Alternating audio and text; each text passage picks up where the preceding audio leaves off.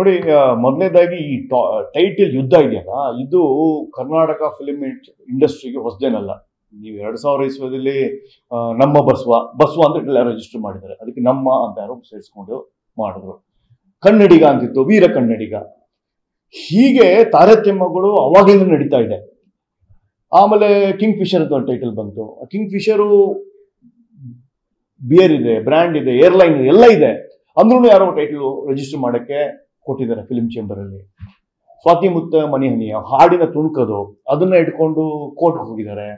So ಹೀಗಿರ್ಬೇಕಾದ್ರೆ ಇದರ ಮೂಲ ಬೇರು ಅಥವಾ ಪ್ರಾಬ್ಲಮ್ ಇರೋದೆ Karnataka film chamber of commerce, ಏನು ಮಾತೃ ಸಂಸ್ಥೆ ಅಂತ ಹೇಳುತ್ತೋ ಅವರಿಗೆ ಕಾನೂನು ರೀತಿಯಲ್ಲಿ ಟೈಟಲ್ ಕೊಡಕ್ಕೆ ಅರ್ಹತೆ ಇಲ್ಲ.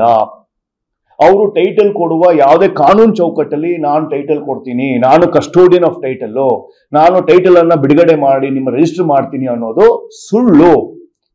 ಯಾವುದೇ ನಿರ್ಮಾಪಕ ಭಾರತದಲ್ಲಿ ತನ್ನ ಟೈಟಲ್ ಅನ್ನು ರಿಜಿಸ್ಟರ್ ಮಾಡಬೇಕು ಅಂದ್ರೆ ಟ್ರೇಡ್ ಮಾರ್ಕ್ ಅಲ್ಲಿ, ಕಾಪಿರೈಟ್ ಆಕ್ಟ್ ಅಲ್ಲಿ, ಅಂಡರ್ ಕ್ಲಾಸಿಫಿಕೇಶನ್ 41 ಅಲ್ಲಿ ಕೇಂದ್ರ ಸರ್ಕಾರಕ್ಕೆ 3,000 ರೂಪಾಯಿ ಕೊಟ್ಬಿಟ್ಟು ಅದನ್ನ ರಿಜಿಸ್ಟರ್ ಮಾಡಿ, ಅದಕ್ಕೆ ಅಬ್ಜೆಕ್ಷನ್ಸ್ ಬಂದ್ರೆ ಅದಕ್ಕೆ ಫೈಲ್ ಮಾಡುವ ಪದ್ಧತಿ ಇದೆ. ನೀವು ಈ ಟೈಟಲ್ ವಾರನ್ನ ತೆಲುಗು ಅಲ್ಲೋ, ಬಾಲಿವುಡ್ ಅಲ್ಲೋ ಅಥವಾ ತಮಿಳಲ್ಲೋ ನೋಡೋದಿಲ್ಲ.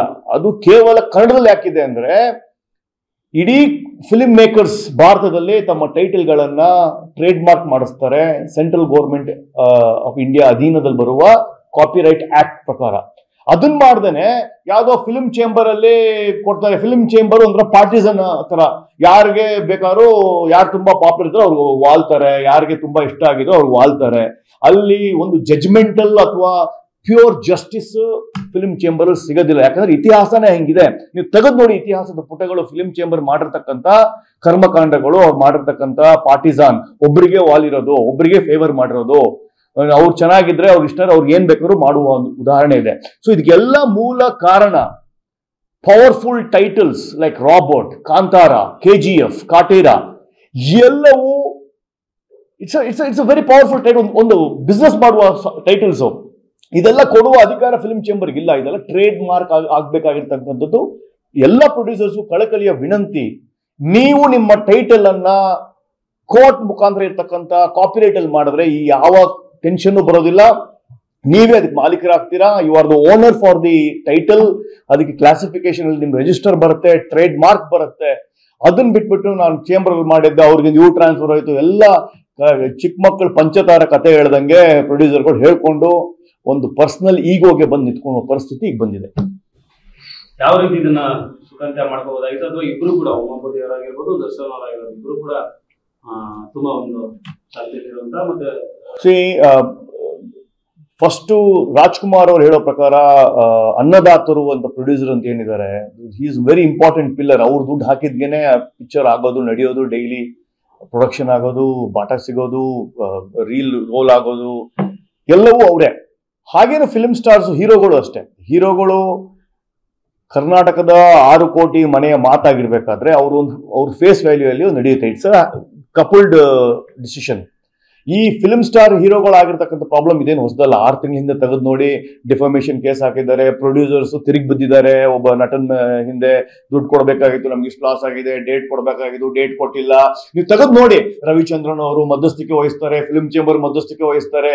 ಎಂಟೈರ್ ಫಿಲ್ಮ್ ಚೇಂಬರ್ ಅಲ್ಲಿ ಆಗಿರುವ ಪ್ರೊಡ್ಯೂಸರ್ಸ್ ಒಬ್ಬ ನಟನ್ ಮೇಲೆ ಬಿದ್ದಾಗ ಆ ನಟ ಕೋರ್ಟ್ ಹೋಗಿರೋ ಉದಾಹರಣೆ ನಿಮ್ಮ ಮುಂದೆ ಇದೆ. ಸೊ ಅವಾಗ್ಲೂ ಅಷ್ಟೇ ಫಿಲ್ಮ್ ಚೇಂಬರ್ ಯಾವ ತರದ ಒಂದು ರೆಸೊಲ್ಯೂಷನ್ ಅನ್ನು ಪಾಸ್ ಮಾಡಿಲ್ಲ. ಅದು ಕೋರ್ಟ್ಗೆ ಹೋಯ್ತು, ಕೋರ್ಟ್ ಅಲ್ಲೇ ರೆಸೊಲ್ಯೂಷನ್ ಬಂತು, ಒಂದು ಸ್ಟೇ ಆರ್ಡರ್ ಬಂತು, ಏನು ಮಾತಾಡಬಾರ್ದು ಅಂತ. ಇದೇ ನೋಡ್ತಾ ಇದೀವಿ ಹೊರತು ಯಾವುದೇ ತರದ ರೆಸೊಲ್ಯೂಷನ್ ಫಿಲ್ಮ್ ಚೇಂಬರ್ ಇಂದ ಬಂದಿಲ್ಲ. ಉಮಾಪತಿ ಅವರು ಒಂದು ಒಕ್ಕಲಿಗರ ಸಂಘದ ಅಧ್ಯಕ್ಷರಾಗಿದ್ದಾರೆ. ಅವ್ರೊಂದು ಪೊಸಿಷನ್ ಇದೆ. 2-3 ಲಕ್ಷ ವೋಟ್ ಇಂದ ಗೆದ್ದಿರ್ತಕ್ಕಂಥ ಒಂದು ಒಕ್ಕಲಿಗರ ಸಂಘ. It's a value proposition. ಅವ್ರದೇ ಒಂದು ಸ್ಟೇಟಸ್ ಇದೆ. ಪ್ರೊಡ್ಯೂಸರ್ ಇದ್ದಾರೆ, ಉದ್ಯಮಿ ಇದ್ದಾರೆ, ಗ್ರನೈಟ್ ವ್ಯಾಪಾರ ಆಗಿರ್ಬೋದು ಅಥವಾ lot of cement mixing plant ಆಗಿರ್ಬೋದು, ಎಲ್ಲವೂ ಮಾಡ್ತಾರೆ ಅವ್ರು. Is a businessman by himself. ಅದೇ ತರ ದರ್ಶನ್ ಅಷ್ಟೇ. ಎಷ್ಟೋ ಪಿಕ್ಚರ್ಗಳು ಮಾಡಿದ್ದಾರೆ. He has celebrated 25 years of film in industry. Is a name. ಅವರೊಂದು ನೇಮು. ಒಂದೊಂದು ಚಿಕ್ಕ ಹುಡುಗಾಗೆ ಗೊತ್ತು ಒಂದು ದರ್ಶನ್ ಅಂದ್ರೆ ಯಾರು, ಡಿ ಬಾಸ್ ಅಂದ್ರೆ ಯಾರು ಅಂತ. ಸೊ ಈ ತರದ ಒಂದು ಕೆಸರು ಹಾಕೋದಿದೆಯಲ್ಲ ಪಬ್ಲಿಕ್ ಅಲ್ಲಿ, it is not good for a film star. And producer, especially film star. ನೀವು ಉದಾಹರಣೆಯಾಗಿ ರಾಜ್ಕುಮಾರ್, ರಜನಿಕಾಂತ್, ಅಮಿತಾಬ್ ಬಚ್ಚನ್ ನೋಡಿ, ಎಲ್ಲಾದರೂ ಅವರು ನೆಗೆಟಿವ್ ಪರ್ಸನಲ್ ಅಟ್ಯಾಕ್ ಮಾಡೋದು ನೀವು ನೋಡಿದೀರಾ? ಖಂಡಿತ ಇಲ್ಲ. ಇದು ನಮ್ಮಲ್ಲೇ ಇರೋದು. ಯಾಕಂದ್ರೆ ನಾವು ಪ್ರೊಡ್ಯೂಸರ್ ಟ್ರೀಟ್ ಮಾಡಲ್ಲ, ಹೀರೋ ಟ್ರೀಟ್ ಮಾಡಲ್ಲ. ಪ್ರೊಡ್ಯೂಸರ್ ಹೀರೋಗಳು ಫ್ರೆಂಡ್ ಆಗಿ ಟ್ರೀಟ್ ಮಾಡ್ತಾರೆ, ಜೊತೆಗಿರ್ತಾರೆ, ಲೀನಿಯನ್ಸಿ ಕೊಟ್ಟಿರ್ತಾರೆ, ಸಲಿಗೆ ಕೊಟ್ಟಿರ್ತಾರೆ. ಆ ಸಲಿಗೆಯಿಂದನೇ ಈ ತರದ ಈ ಅವಾಂತರ ಪ್ರೊಫೆಷನಲಿಸಮ್ ಕಟ್ ಡೌನ್ ಆಗ್ತಾ ಇದೆ.